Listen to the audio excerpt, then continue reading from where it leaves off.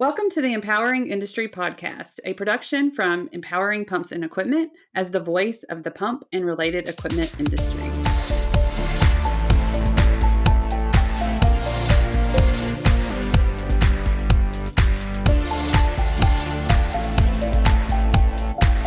Hey, everybody, and welcome to episode 130 of the Empowering Industry Podcast. I'm your host, Charli Matthews, and I just wanted to say thank you so much for choosing us and showing up and listening every week.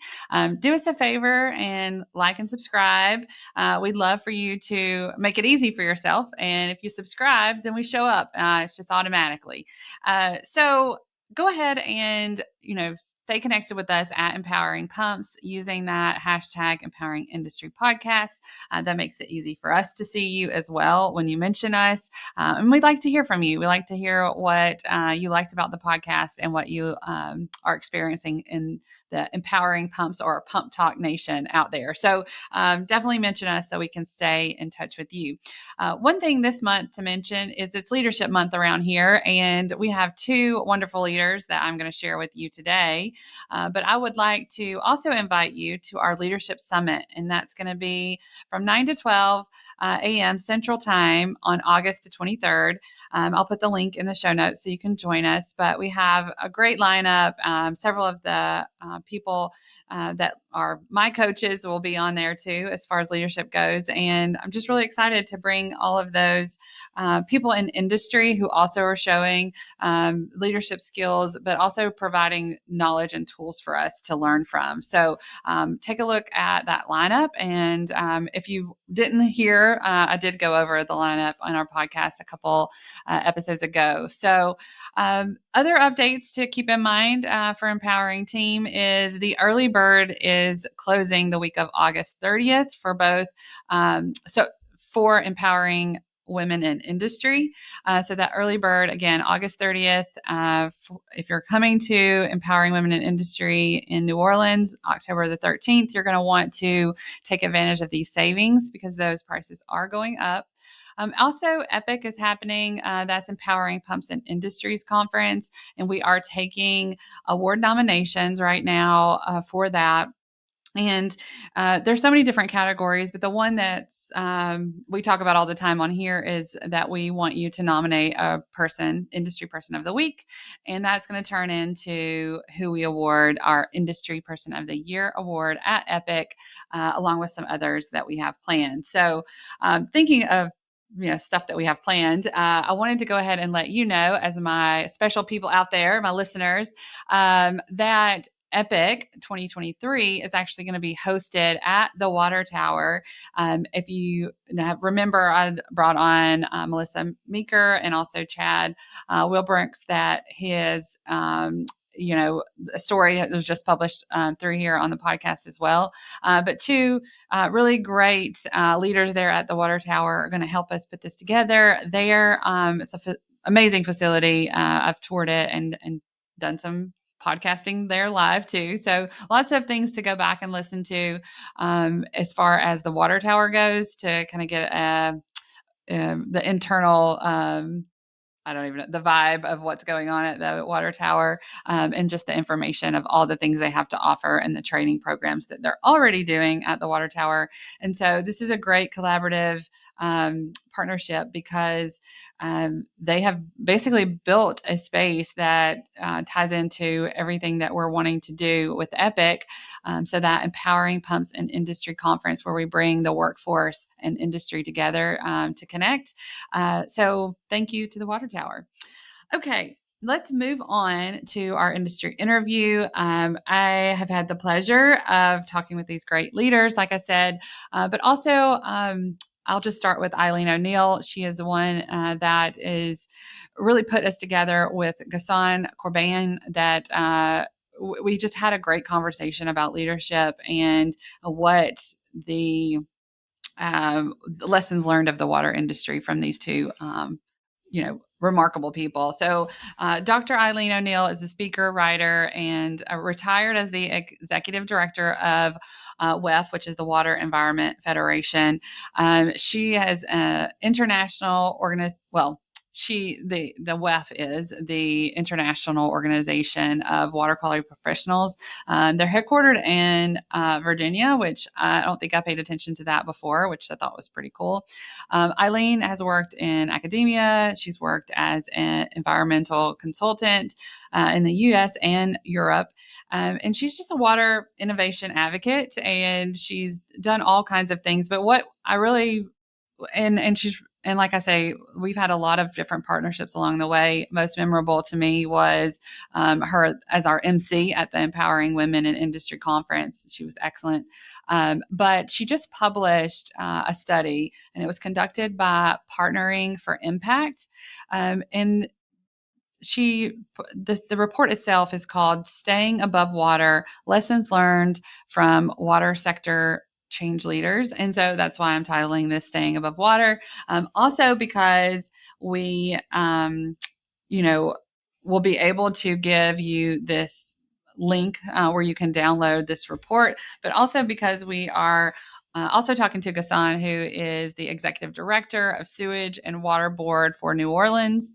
Prior to becoming the executive director there, he served as the Department of Public Works in the Department of Public Works for 31 years. His last 8 years, he was the Commissioner of Public Works, and his current role there in New Orleans is that he oversees the provision of clean water, drinking water, treatment, and the wastewater and drainage operations for the city of New Orleans. His primary mission is to overhaul the agency's antiquated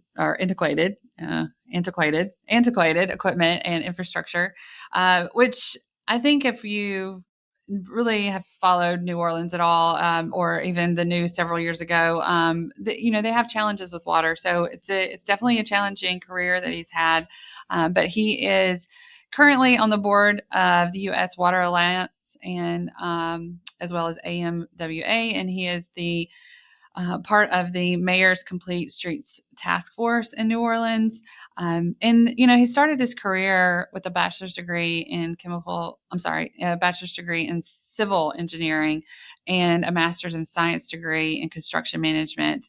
And I think all of these things, he did in Milwaukee at the university there. And he really is bringing that into New Orleans in a trying time, if you will. And he goes into that. And it's a really, really touching story, but it's also like, we can see that we are improving our infrastructure. We're improving all the things that, for New Orleans as far as water and water treatment, and what to do with all of the systems, the sewer systems, if you will, when we know that water is just prevalent in New Orleans, and how do we take care of it, basically.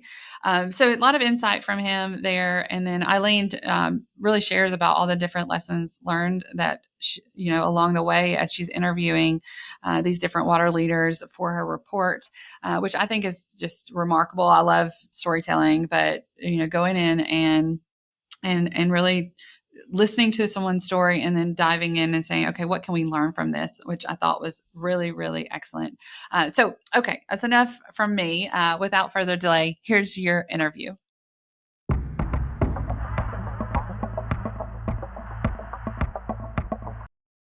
Hey, everybody, and welcome to the Empowering Industry Podcast. I'm your host, Charli Matthews, and I have such a special opportunity today. I get to talk through a lot of different stories, and really get to introduce you to some amazing water professionals. I really got inspired by this because of the release that went out, and I think anytime we talk about having an impact and an impact in the water industry, it always gets my attention. But I also think that Eileen O'Neill, who is one of the untold mentors out there for me specifically, I always say that it's not it's not one of those things we put in writing, but I absolutely follow you, Eileen. I look up to you, and I'm just so thankful that we get to learn from you. And I think that that's what we've done here. So thank you, Eileen, for being here and introducing us to these water leaders. So I'll start with you, Eileen. Go ahead and introduce yourself. Yes, thank you very much, Charlie, and that's so kind of you. I'm Eileen O'Neill. I am the retired executive director of the Water Environment Federation, and now I'm semi-retired and get to spend my time on causes and areas that mean a lot to me. And one area that I'm spending a lot of time on right now is an entity called Partnering for Impact, which is about, we used to think innovation was all about technology. I think we now know it's about innovators. So Partnering for Impact is looking at those factors that enable innovation to be introduced. But yes, I've got a long career in the environment.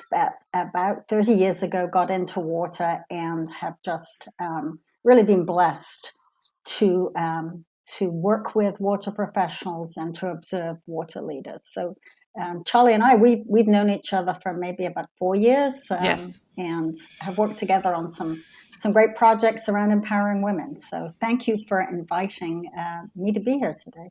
Yes. And so that Partnering for Impact kind of sent out this press release of the created document or report, or just, I don't know how to describe it exactly, but it was about staying above water, lessons learned from water sector change leaders. And I think that's really important. These leaders that we're talking to, they are making an impact and creating change within our industry, and you have showcased them. So it's not just one report. There was many things that went on with this, but that's how I learned about it. And definitely seeing you at the water tower and getting to kind of recap what you're doing out there in the industry. So I would like you to introduce our guest that we're going to bring on too. Go ahead.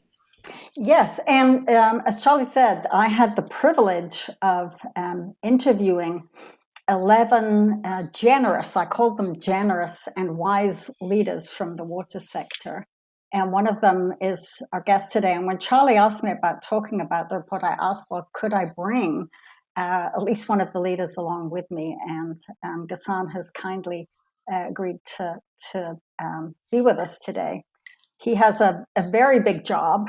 But one of the things that I learned through staying above water was that we are all more than our jobs. We're more than our technical skills.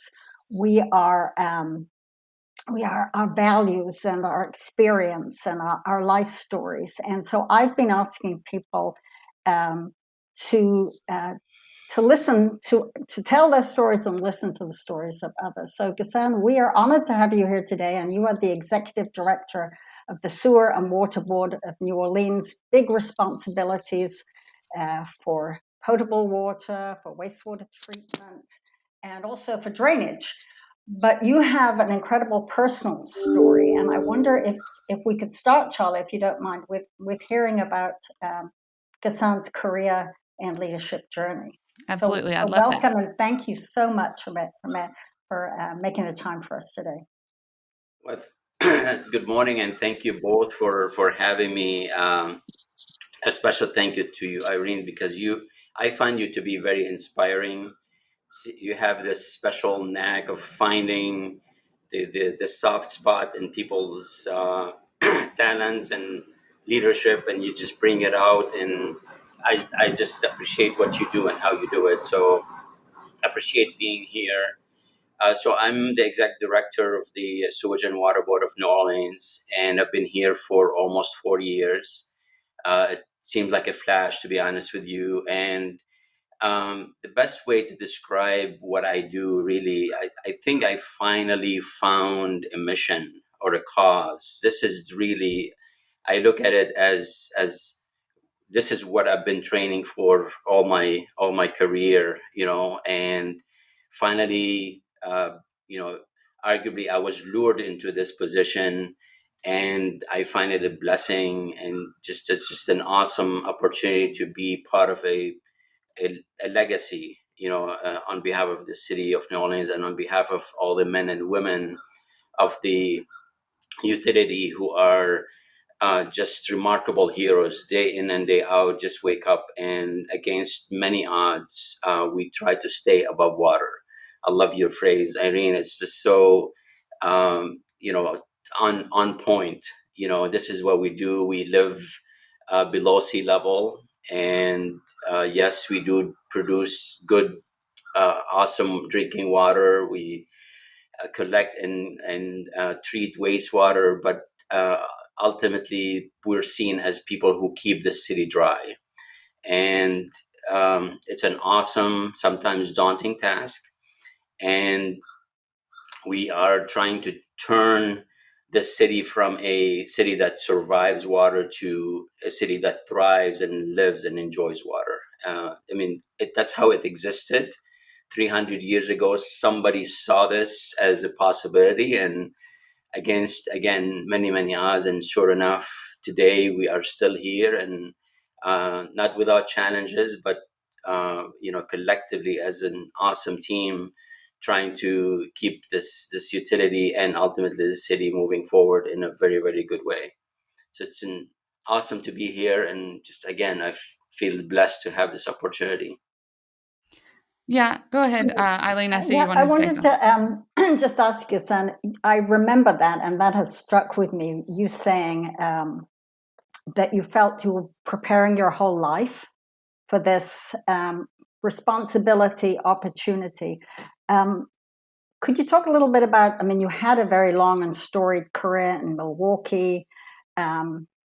You grew up outside of this country, and you are. Everyone. We'll talk about that in a bit.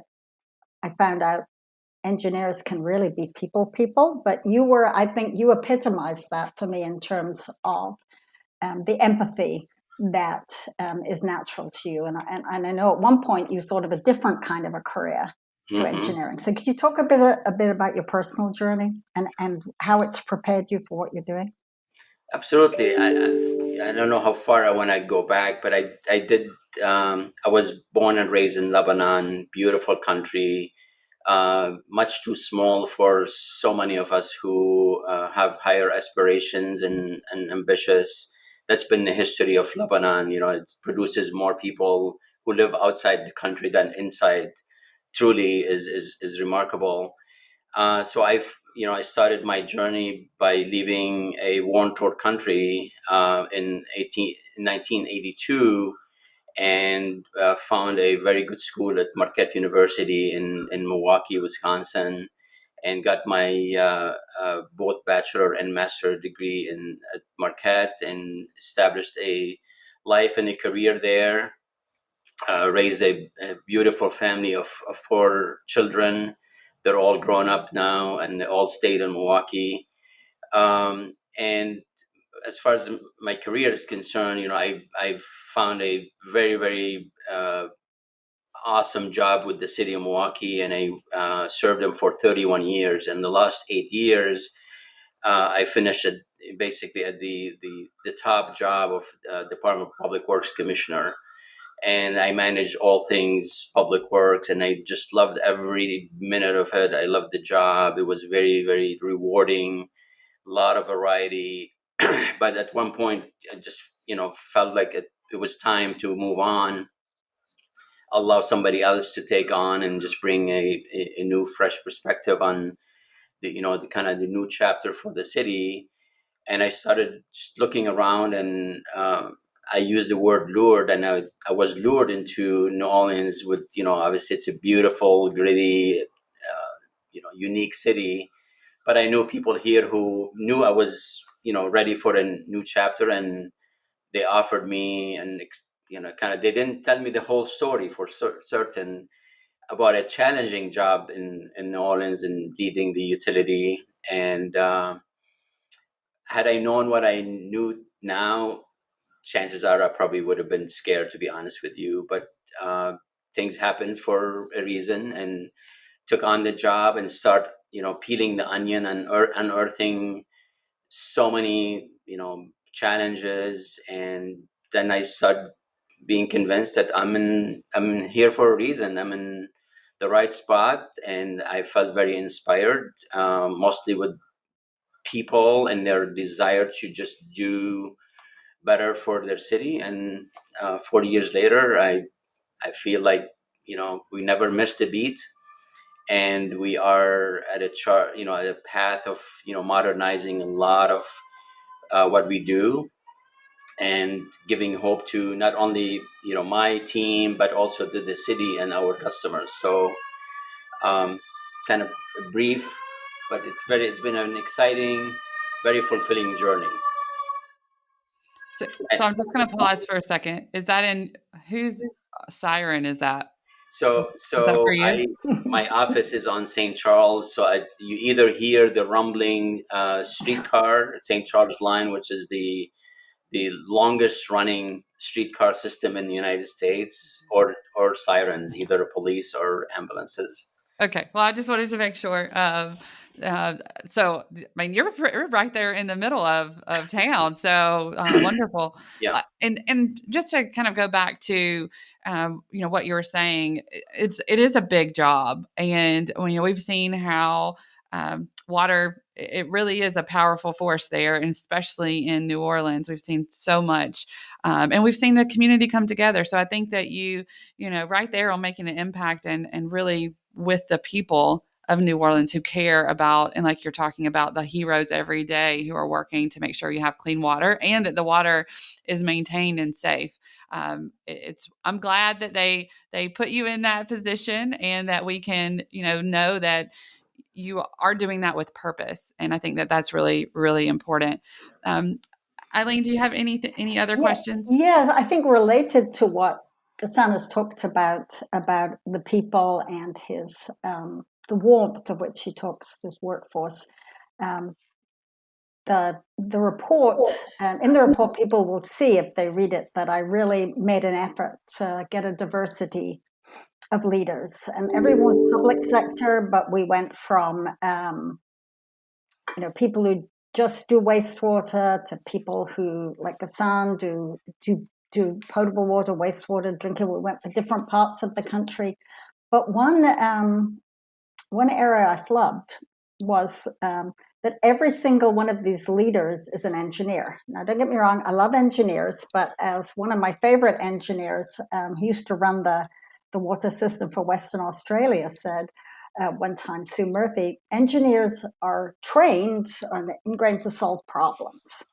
And these are people who have big problems and have technical backgrounds, but it's not their job to go in there and actually design it. And so in my lessons learned about leading change, I have 7, and they're not in any particular order, but except for number 1 is number 1. Everybody said it's about being able to relate to people of all different backgrounds, being able to sort of bring empathy to the space. And Ghassan, I hinted a little earlier, I had heard, and we talked about the fact that at one time you had thought of being a social worker. Mm-hmm. And in terms of being empathetic and embrace change, I've told my husband, we need Ghassan next time I need to get a new car, because I hang on to cars for too long, because I think you would call it a romantic relationship, Ghassan. But can you talk about that, the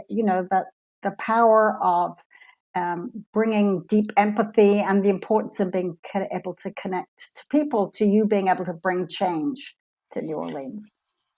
Oh, absolutely. And again, it's an awesome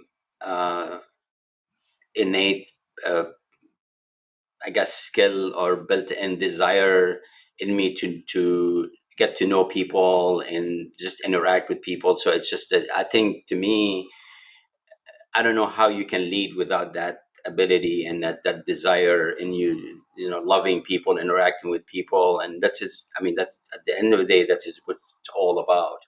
Right. So yes, at one point I did consider going into social work, and I was discouraged. I think it was maybe more cultural influence more than anything else. That nope, you will be an engineer. You're good at math. Go do your thing. Kind of very typical situation.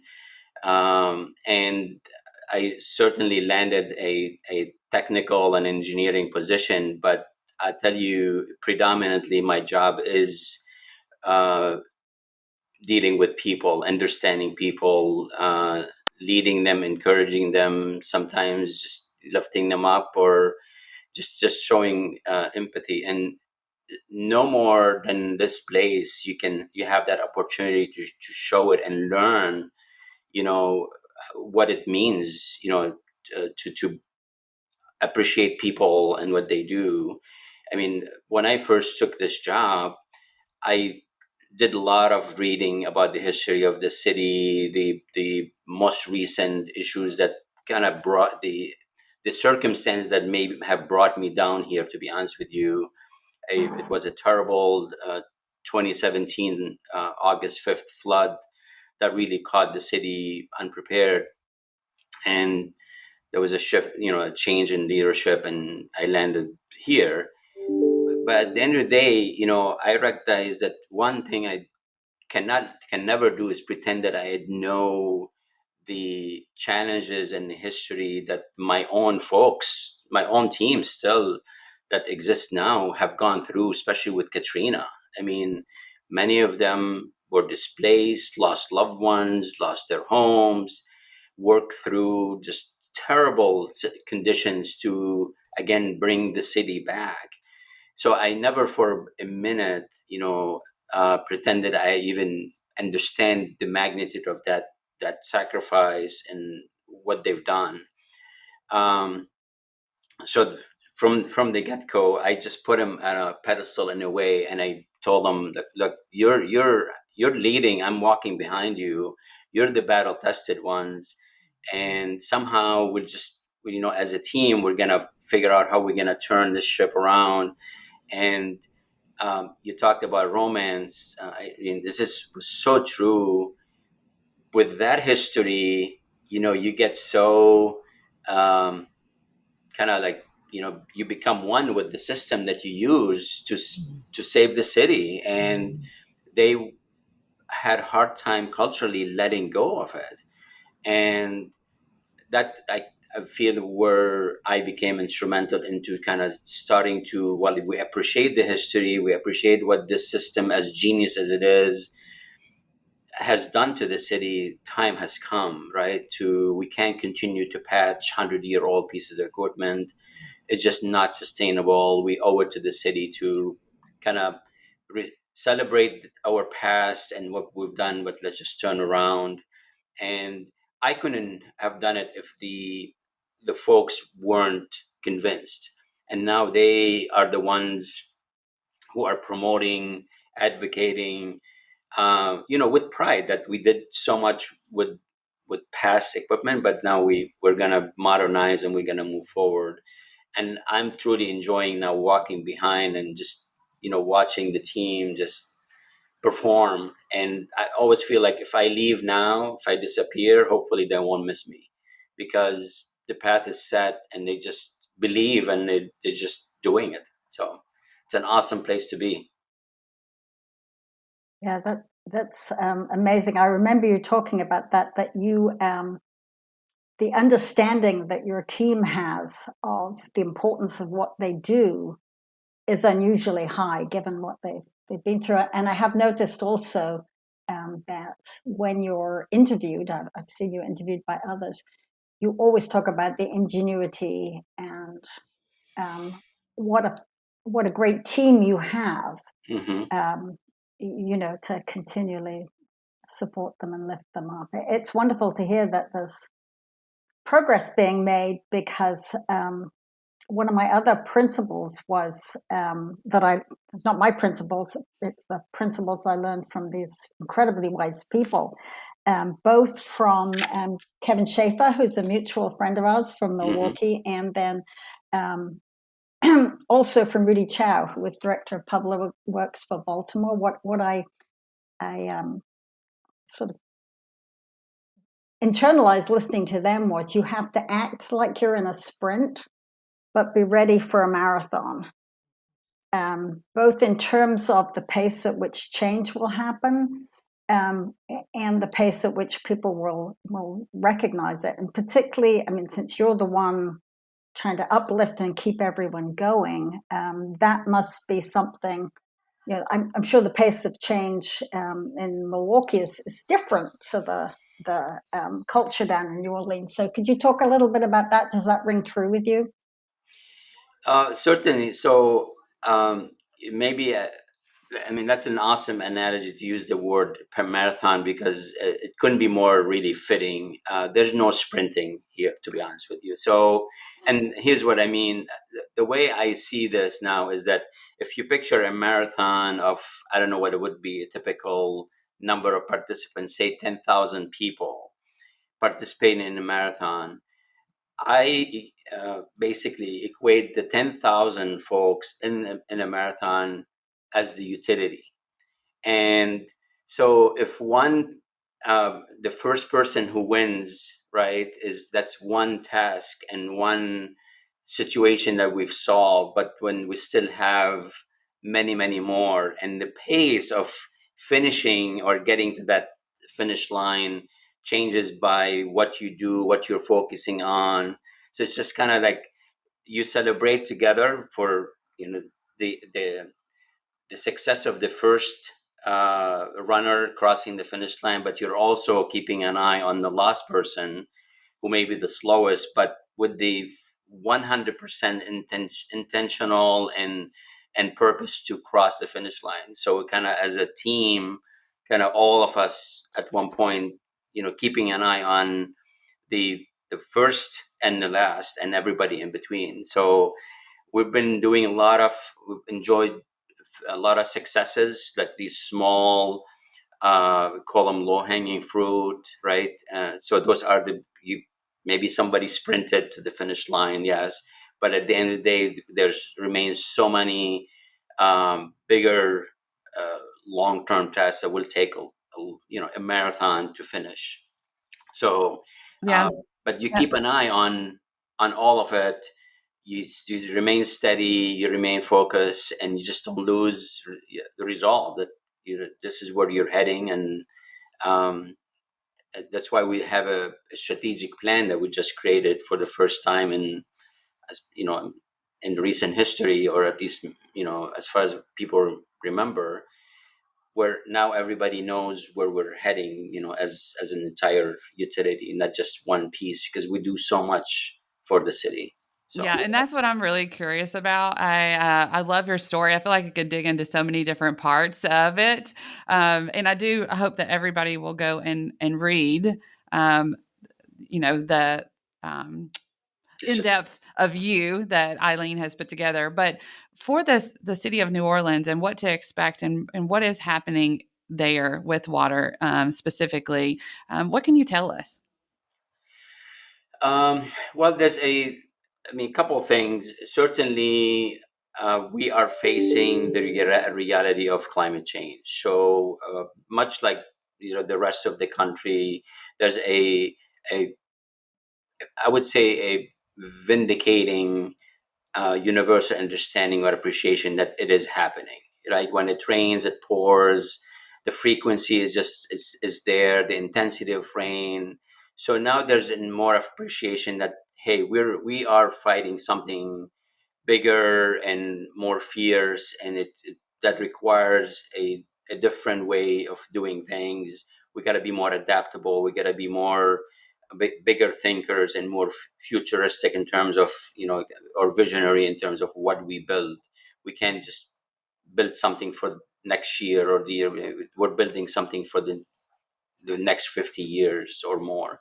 So resiliency and redundancy and hardening our system has become a universal mission of the city. I mean, it is remarkable how much support and embracement we've enjoyed as a utility.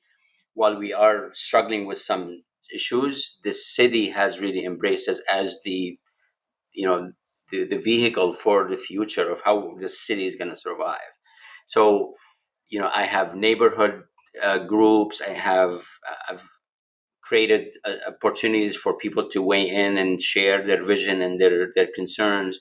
There's been an awesome way of just bringing a collective understanding and push for doing the right thing on a bigger scale. So those are like the overarching changes that I'm sensing, and at the same time, we are just tackling every system we have, and with every single resource we can muster, to be honest with you, because it's a city that has struggled with lack of and poor investment in the past, and we're obviously changing, that approach in a big way, investing in a real way, in a steady and systematic fashion. It's going to take a long time, but if you don't start today, you're already behind. Um, so we're modernizing our power that drives many of our equipment, meaning pumps that pump the city dry. We're looking at modernizing our drinking water, our wastewater, just changing to the infrastructure that's just been there for 100 years and hasn't been touched. So That's again, exciting. huge movement, but I use the word daunting just to describe how mammoth it is and how much effort is going to require way beyond my tenure in this city. Yeah, Eileen, I'm curious, just for our listeners' knowledge, is this the theme throughout your interviews and really the industry in general, or do you see it specific for New Orleans taking initiative in this investment? What have you learned in that space as you've went through this process? I think Ghassan is describing, an urgency of the need for change, while the need to take the long view about change. But yes, everyone was dealing with issues, be they cities that were growing dramatically or cities that were perhaps there was a shrinking population. The need to renew infrastructure, the need to think about how to build back better, think about how to replace with something better. I think there was also, and as Ghassan and I were saying earlier, there's this incredible awareness in New Orleans of how foundational water is to everything. But I think sector-wide and public-wise, people are recognizing how central water is to everything. Just the pandemic and the awareness of inequity and how water can be a part of that, and the problems of climate change, as Ghassan said. And I liken it to,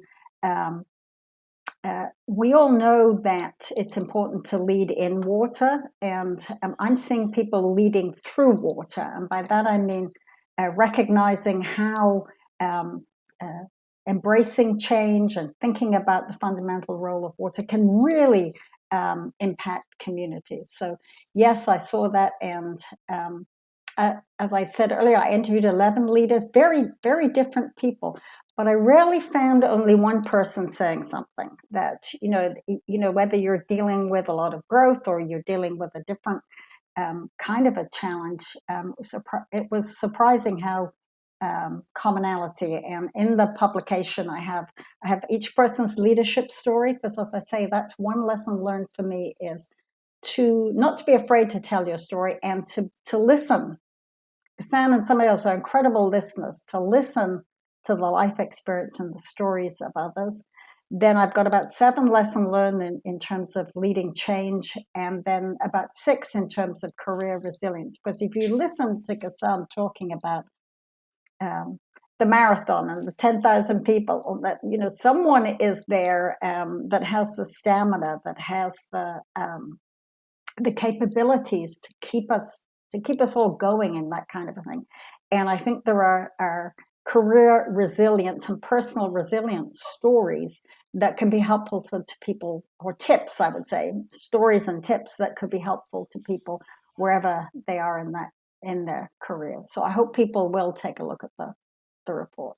Absolutely. And it just reminds me of I didn't run track, but I have a great counselor at school that was a track coach. And he always talks about passing the baton, during that race. And I think that, if you have created a culture there that cares about people, that cares about the work that you're doing, then it really is going to be easier to pass down what the tasks are that need to be done with that type of culture in place. So really caring about our people is the way to embrace that change, and trying to understand what they went through. I also heard a lot of that from you, Ghassan. That's just, it's a trauma that it really is not healed overnight or even in a couple of years. It's something that stays with you and does affect your work. So you have to be mindful of that and know that, okay, if something, you're in the moment, how is this, how are my people actually going to respond?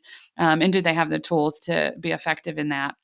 I think it's wonderful that we have somebody that at least thinks about that running there in New Orleans. And I'm really excited about that because we're coming to New Orleans. We have several events there. And I mean, I have a love of New Orleans before this and this interview, but definitely having leadership that cares makes it even more impactful and really, I'm glad that we chose to come back. And I say we chose, we're actually following WEFTEC. WEFTEC is in New Orleans this year. Right. It's that week of October the 11th. And we are going to be there celebrating water and learning from other water leaders. My team with Empowering Pumps and Equipment, we go to WEFTEC as a media partner, but this year we're also award sponsors for the Operations Challenge teams. And I mean, those are the workers that just, it makes you understand how the equipment works, just seeing them kind of do these competitions. But then it's getting to know them. I've got so many friends that I would say are part of that Operations Talent Challenge team. So I'm excited to get to sponsor that. And then we end that week. It's the day after WEFTEC. We have Empowering Women in Industry conference there right across the street in the Marriott from the convention center. And it's just wonderful to be in the heart of New Orleans, that energy that comes from New Orleans, and to be able to bring people together to, embrace that development of us as leaders. That's really what we're doing with Empowering Women in Industry, celebrating, educating, and really hoping that, we learn from each other and we celebrate the success that we have already created and the success that's to come. So I just really am thankful that you joined me today. As we've been talking, is there anything, I'll kind of give you all the last word here on what you want to share? You go, Ghassan. Well, I mean, I certainly appreciate this opportunity and very, very excited to host WEFTEC again. We've done it before, and we cannot wait till we have the thousands of you back to our beautiful city. We have a lot to offer, and like you said, the energy level is unmatched, and just the opportunity to learn from each other and just kind of lift each other up in time of challenging times. The water space has a lot of challenges on many fronts. So just to be all in one under one roof, size of a roof, and just kind of camaraderie and lift each other up is an awesome opportunity. And again, I feel so blessed to be here, and just looking forward to what the future holds for our city. Very excited. Wonderful. And Eileen, tell us a little bit more about Partnering for Impact, if you don't mind, before, and No, whatever you'd like to close with as well. yeah, I guess I would. For the report can be downloaded for free from www.partnering4impact.net. So I'd like to do that because these are really, I mean, it wasn't me, it's these leaders. So yes, and Partnering for Impact will be at WEFTEC. We had a session last year on leadership. This year we're going to be looking at funding and the challenge of funding and what can help agencies and utilities lead in the area of research and innovation. So we're those things that we work in that area that we used to think were soft skills. Now we know it was never the soft stuff. I would also say I'm really looking forward to being in New Orleans because for a whole variety of reasons. But one, you both talked about getting together and energy and the diversity of people in the profession. One of my lessons learned on career resilience was draw on your team. Ghassan, last time you and I talked, you were hiring your leadership team, and I know you were looking for sort of diversity of perspectives as well as skills. But the corollary of that is find your tribe. Draw on your team, bring in folks who have different talents, but also think differently, and then allow them to challenge you, to give their perspective. But find your tribe. And I just thought about that as you two were talking, when I asked people about what sorts of things kept them going. So many mentions of these leaders mention the friends, the connections, the support they receive from others who really get what they're going through, that they can talk to and bet things in complete confidence. So I think we're going to be back in New Orleans with our tribe, which will hopefully lift us all up and inspire us. And we can't wait to see the great work that you've been doing, Ghassan. And I know Empowering Brands, and particularly the Empowering Women event, will be another opportunity to find your tribe, or to be inspired, connected, uplifted by your tribe. So thank you for what you're doing also. Well, I am really excited about that. And Ghassan, I want you to know that you are invited, and other people here empowering women, and they think, oh, it's not for me if I'm not a woman, but you absolutely can come. We have, an awards gala and industry fashion show this year, with from workwear to, yes, high heels will be involved, but it's just one of those that gets you outside of your comfort zone, and I think it's a really, really important thing to do.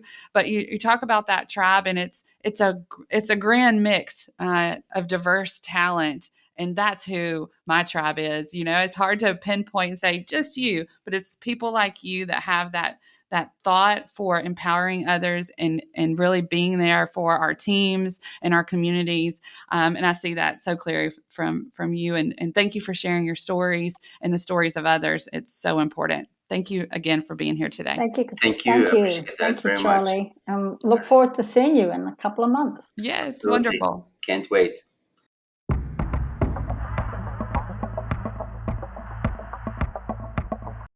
Okay, I hope everybody enjoyed that interview. I know I did. I love re-listening to that. And if you want to hear more from Eileen, she is going to be joining us for the Leadership Summit. She's going to talk to us about personal and career growth and leading change. Her and Carla Reed is going to be with her. And we are going to include the link again in the show notes so that you can join us. And that brings us to the end of our show. Thanks for listening, everybody. Don't forget to leave us a rating and review, subscribe to our channels so that it shows up for you each week with little effort. And it's just a nice use of technology there. You can reach us at Empowering Pumps or using the hashtag Empowering Industry Podcast. You can email me, podcast@empoweringpumps, and we'll be back each week, every Monday with a new episode. So until then, be empowering.